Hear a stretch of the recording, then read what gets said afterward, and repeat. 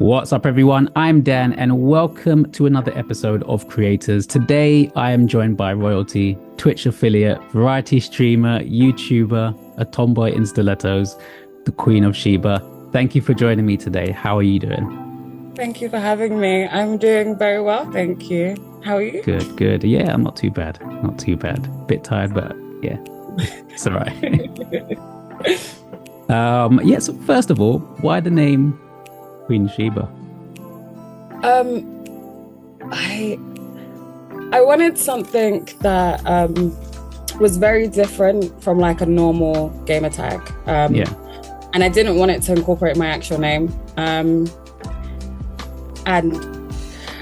I started thinking of queens. And the Queen of Sheba is the only queen that is not affiliated to another man. So I thought, that would be perfect kind of one. Yeah, nice. Cool. So I think for me it was definitely like my uncle, and being like lucky enough to sort of grow up having like games consoles around me. That sort of gave me the initial interest for gaming. But have you always been a gamer, and what got you into gaming? I've always been a gamer because of my dad. I don't remember life without games, if I'm honest. Like I could not. I remember playing the first Doom. I remember playing, I forgot his name, but Let's Get Ready to Rumble on the Dreamcast. I think I've had every console. So I've just been growing up around games my whole entire life. And yeah, my dad's like a computer nerd, so it's kind of just like, just worked. Yeah, I remember going to game conventions when I was young. Nice. Yeah, so they've just always been a part of my life. Always. Yeah. Cool. All right. Do you remember the first game? Was it Doom? The first game you ever played? I don't actually I don't remember the first game I played. I could not remember the first game I played. The most memorable games that I played when I was young was Spyro, Grand Theft Auto, the first one, and the British one. Yeah. And Doom. They were the most memorable games, but I can't remember the first. So what would you say are your go-to games, whether it's like a shooter, adventure, cozy? What's your sort of genre? I don't have a specific genre. So I think I play like 5 games at any given time of different genres, which is like insane. So at the moment I'm playing Cyberpunk. I'm playing Apex Legends. I'm back on City Skylines again. So I'm building a city, and then I'm playing The Sims. And there's a couple mobile games that I have I'm trying to complete. So there's never just one game. Yeah, never. Do you not ever like forget the buttons? Because like if I'm playing one game and I try to go back to another, like I'm just like, oh, what is the button for this? What is the button for that? Like, well, I think it's good. No, I don't. Just because they're so very different. Like, These Skylines, I don't kind of play 2 of the similar games at the same time. So I'm playing Cyberpunk at the moment, so I wouldn't play Grand Theft Auto. So I don't get that confusion. But when I have been, it messes with your mind. Studying button layouts. If there was a game that you could experience again for the first time, what would that game be? That is a very, very hard one. Oddly enough, it would be San Andreas, only because that's the only game I've never actually owned. So I would have liked to have played that when it came out, and like the hype around it. So to me, like when everyone's like, it's an amazing game, I'm like, yeah. Like I remember playing at my friend's house, but like it's the only game I was never allowed. So yeah, that I could say that. Or if not, it would be The Witcher 3. Because I was obsessed with that game. So. Yeah. It's a good one. All right. Is there a game that you sort of go back and play frequently, like your sort of comfort game? There would be City Skylines and Grand Theft Auto 5 online. Like I randomly play that game once or twice every month. Like I just love it. No, I understand. That's actually my sort of comfort game, because I'll just go onto it, probably put it on like passive mode, and just drive around listening to music. That's my chill out. I love going for a drive. It's actually nice. What would be like if there is one, what's the worst game you've ever played? Like, why did I bother wasting my time playing this? My attention's too short. My attention span's too short when it comes to bad games. Where's the worst game that I've played in a while? Tom Clancy's The Division. Okay, that's the only game I probably hate. Oh, for real? Okay. The reason why is because I don't like shooting an enemy 5 times and them not dying. Okay. Now I'm getting used to it because I'm playing Cyberpunk. But when I first played that game, I was like, I've shot you in the head 5 times. You should be dead, not like still shooting me. I never got into that game, but I've been told that I should give Tom Clancy The Division 2 a try. So I might. Yeah. No, I understand that. I get that. It's a good game, but I get that. I do get that. When you're not gaming, what sort of things do you enjoy doing? I like going out to eat. I love to travel. Jesus Christ. Games take up such a big part of my life. I just spend most of my time, if I'm not gaming, I'm spending time with my friends and my family, and I'm out discovering something. Okay. I love art, so I love going to museums and stuff. That's always fun. Nice. Gallivanting around London, pretty much. Okay, so you are a variety streamer, content creator. How did you get into the creating scene in the first place? I've wanted to do it for a very, very long time. I've just been like, I've not known, because I've been like so varied in games, and I've always known people to like very kind of like niche down on one thing. I always didn't think that there was like really a space for me. And I actually started by going to a gaming event for women, and meeting a bunch of people, and that just kind of gave me like the push I think I needed. So I think I've done it on the opposite side, where I've met creators and they're like, come on, you can do this. Like, what are you worried about? Start, like, before. And then I'm like, okay, I can do this. So it's been a really fun journey, to be honest. I've enjoyed every moment of it.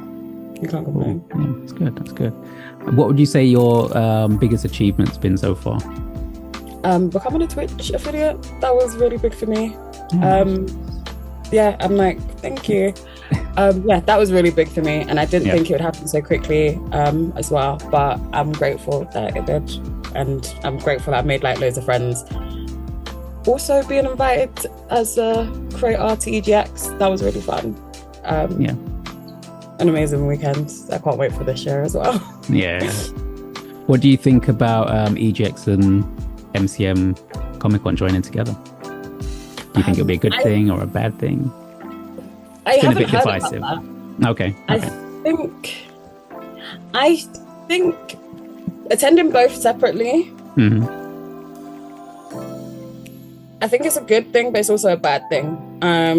They're two very different things, and it would be nice to have them both together on a weekend. But if like there's so much happening at EGX that you could just spend the whole day there by yourself, like, and then there's so much that happens at Comic-Con that you're gonna need to be like there for 3 days now.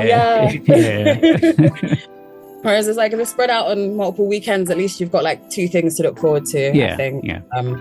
But I understand why they would put it together. It makes logical sense. But it just sounds like it's gonna be a lot now. In your experience, what would you say are the key ingredients that make for good content?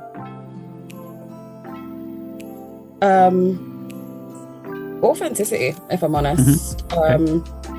One thing I've liked about other content creators is just their authenticity and being themselves. I think with content creators on every level, you follow them for who they are, not anything else. So once you like get to see their vibe, know what they're about, their values, like I think even that's why social media is like important on so many different levels. It's just I feel like if you feel like you could be that person's friend or have a conversation with them, then they make good content. And I think content is a bit like art, it's subjective. So what resonates with you won't necessarily resonate with me, and that's okay.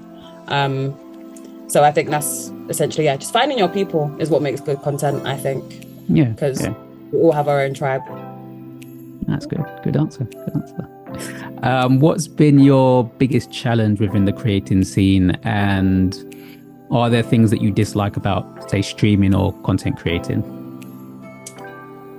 Editing has been a big challenge for me. I hate it. And I find it hard to do things that I don't like to do. So editing's been really difficult, and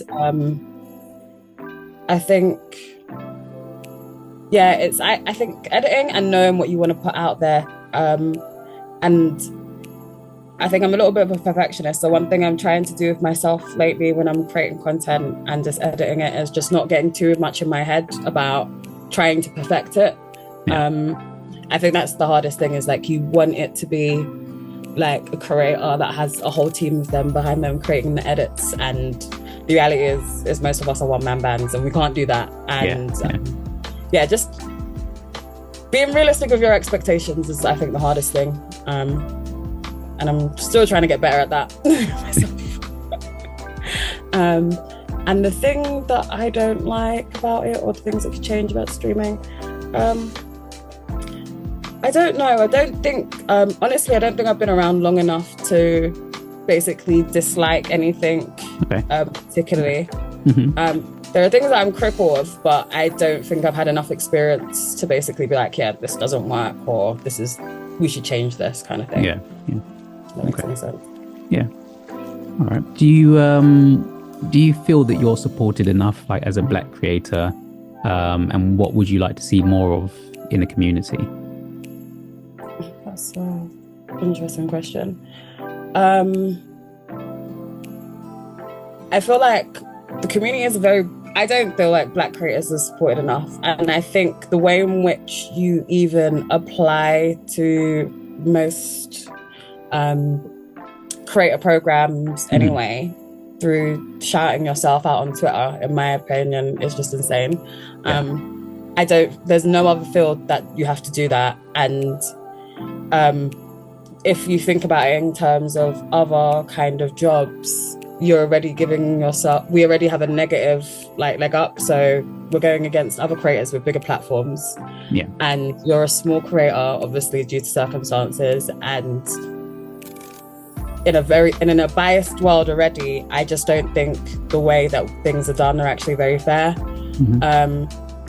It also disheartens people before even applying, because if you don't have the I was speaking to somebody about this the other day. If you don't feel like you can actually do it, then you're not gonna basically put yourself in front of 1,000 people to embarrass yourself if you don't get the position. And I think that negatively works against us more than anybody else, in my opinion. So I think the way in which you apply for most opportunities in the industry is actually negative in itself, and doesn't benefit us, sadly. But yeah, I think there are loads of, I've been paying attention to loads of initiatives that are coming out to help us, but I think there can definitely be more done by gaming. Much more. Okay, we're going to go a little bit back to gaming now. So are there any games coming out this year that you're looking forward to playing? I have a very long list. I have a very long list, and I don't know. I just don't know. Like, everybody always asks me this, and I'm just like, let me just focus on what I have, because I'm a person that takes like a long time to buy a game. I'm looking forward to the new Assassin's Creed. That's what I'm really looking forward to. I haven't played an Assassin's Creed game in a very long time, since Odyssey. So I think, I'm trying to work through the backlog, but I think that's the one I'm going to add to the collection when it comes out. Like, I'm loving the hype around it already. Yeah, I'm definitely going to try that one. The last one I played was probably Black Flag, like properly. That's what I played that one through, like, to the end. But yeah, so it's been years since I played one, but this one looks good. So it does. It looks really good. So I'm excited. I love the samurai. Exactly. And I've always been saying, actually, since maybe Assassin's Creed 3, I've always been saying, why hasn't there been one? It's set in Japan. we need like assassins. They're assassins, you know, Right. ninjas and stuff. So yeah, it should be cool. And yeah, like you said earlier about EGX, are there any sort of other events that you're looking forward to going to? I think EGX is like the big one for me at the moment. I would like to go to more events next year. I'm just not planning to go to that much this year. But yeah, apart from, I would like to go to Westside in the fall as well. But yeah, EGX is like the one that I'm looking forward to the most. I think I went to it when I was younger, so it's always got like this. It's basically just this thing for me. It's just there's so much. I just remember so many good memories. So I'm really excited. I'm really looking forward to that one more than anything else. Yeah.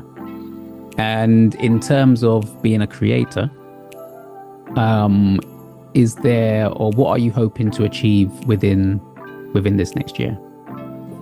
I would like to reach 10,000 followers on all my accounts.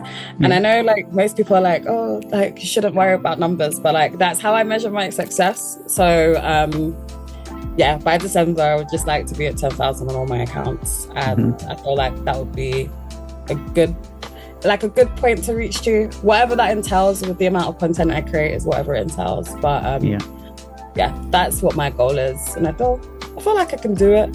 Yeah, you definitely. Yeah. That's right. Consistency is key.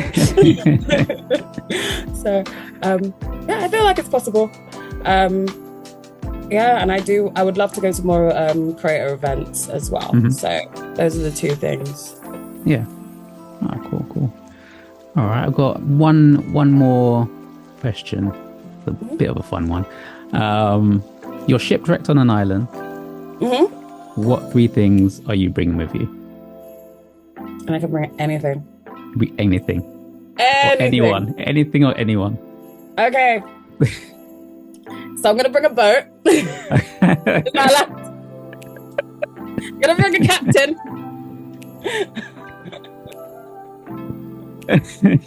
I should have specified. That's a good idea. Because then that means I can eat and I can get home. So that's the one that I always choose, because no one ever thinks about a boat. But I'm like, you can literally, it's like, if it's an item, I can bring a boat, right? So yeah, I think I broke the question, but that's what I would bring. You broke it, but it's fair enough. If not, it would probably be, it would probably be in an encyclopedia. Yeah. So that I could like survive. Like you learn everything in an encyclopedia, so I'm like, I'm gonna live. An encyclopedia, a toolbox, and yeah, I don't know what the third one would be. Maybe a phone, but there's no signal. I don't know. But yeah, first options is right. Boat, captain, and fisherman. Okay. Yeah, All right. Well, there you have it. Thank you very much. I know it was a short but sweet little interview, but thank you very much for taking time out to do this with me today. And I hope everyone enjoyed getting to know you a bit more. And yeah, I hope everyone goes and checks out Queen of Sheba on YouTube, Twitch, Instagram. What have I missed out? Twitter, everything. You're there. Go follow. Make sure you get to 10,000 followers by the end of the year, by December. Make sure it happens. So yeah, thank you. And thanks everyone for watching. I'll leave all the links and stuff in the comments below so everyone can go check you out. So yeah.